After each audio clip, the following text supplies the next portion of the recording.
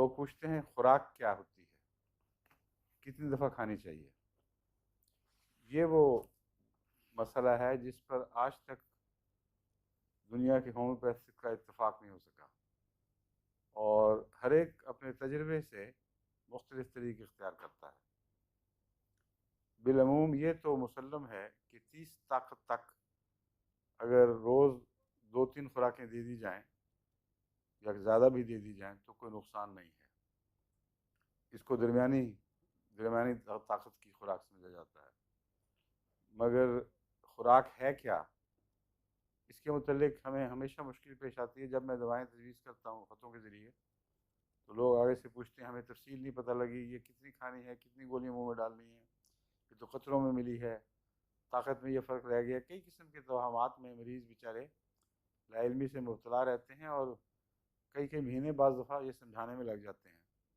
تو پہلے تو میں یہ سمجھانا چاہتا ہوں کہ دوا کیسے استعمال کی جاتی ہے. ہومیوپیتھک دوا میں یہ اب تو پتہ لگ گیا آپ کو کہ بہت ہی نامعلوم مقدار یا اس مقدار کا صرف سایہ باقی رہ جاتا ہے. اس لیے جتنی دوا آپ کھاتے ہیں اس کے تھوڑے زیادہ ہونے کا فرق ہی کوئی نہیں پڑتا. یعنی اتنا خفیف اثر اس میں ہے کہ اگر وہ 50 گولیاں کھا جائیں یا 1 گولی کھا لیں عملاً کوئی فرق نہیں ہے، لیکن جتنی دفعہ کھائیں گے اس کا فرق پڑتا ہے، کیونکہ ایک دفعہ کھانے کو ایک سٹرائک کہا جا سکتا ہے.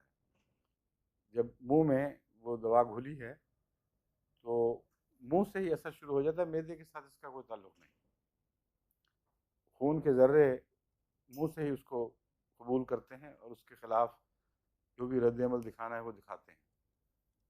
اور اس لیے ایک قطرہ اگر ایک گھونٹ پانی میں گھول دیا جائے، اگر وہ محلول میں ہو یعنی لکوڈ فارم میں پانی کی شکل میں، تو اس میں سے ایک قطرہ ڈال دیں ایک گھونٹ پانی میں یا 10 قطرے ڈال دیں، عملاً ایک ہی چیز ہے.